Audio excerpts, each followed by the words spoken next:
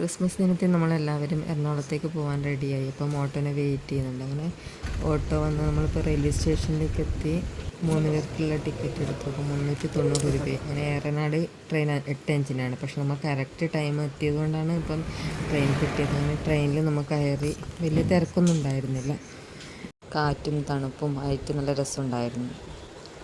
ഒരു 9 മണിക്കൂർ യാത്രയാകുമ്പോഴത്തേക്ക് നമ്മളൊരു 4 മണിയാകുമ്പോഴത്തേക്ക് അവിടെ എത്തും. അപ്പോൾ ആകെ അലമ്പായിരുന്നു. ട്രെയിനിൽ അടങ്ങിയിരിക്കുന്ന പോലുമില്ല. എല്ലാവരും ഫോൺ വാങ്ങലും പിന്നെ എല്ലാവരുമായിട്ട് നല്ല കൂട്ടായിരുന്നു. യാത്ര ഇഷ്ടപ്പെടാത്ത ആരും ഉണ്ടാവില്ല. എനിക്ക് ഭയങ്കര ഇഷ്ടമാണ് യാത്ര ചെയ്യുന്നത്. അപ്പോൾ നമുക്ക് ഒരു സ്ഥലങ്ങൾ കാണുമ്പോൾ അവിടുത്തെ അനുഭവങ്ങളും ഓർമ്മകളെല്ലാം നമ്മളങ്ങനെ മനസ്സിലേക്ക് വരും. നമ്മളിങ്ങനെ വീട്ടിലിങ്ങനെ ഒതുങ്ങിയിരിക്കുന്നതിനേക്കാളും നല്ലത് എപ്പോഴും നമ്മൾ റിലാക്സിങ് ആയിട്ടിരിക്കും. ട്രെയിനിൽ നിന്ന് നമുക്ക് പുറത്തേക്ക് നോക്കിയാൽ ആലുവയിലെ കൊച്ചി ഇൻ്റർനാഷണൽ എയർപോർട്ടിൻ്റെ ഒരു ഭാഗം കാണാം. ഞാനും മോൾ ആദ്യമായിട്ട് ഫ്ലൈറ്റ് കയറിയത് ഈ കൊച്ചിയിൽ നിന്നായിരുന്നു. അങ്ങനെ ഇടപ്പള്ളി കഴിഞ്ഞാൽ അടുത്ത സ്റ്റോപ്പ് നമുക്ക് എറണാകുളത്താണ്. അപ്പം നോർത്തുണ്ട് സൗത്തുണ്ട്. അപ്പം നമുക്ക് ഇറങ്ങേണ്ടത് സൗത്തിലാണ്. അപ്പോൾ കുട്ടൻ അവിടെ വെയിറ്റ് ചെയ്തിട്ടുണ്ടായിരുന്നു. അങ്ങനെ നമ്മൾ ഒന്നിച്ച് ഫ്ലാറ്റിലേക്ക് പോയി.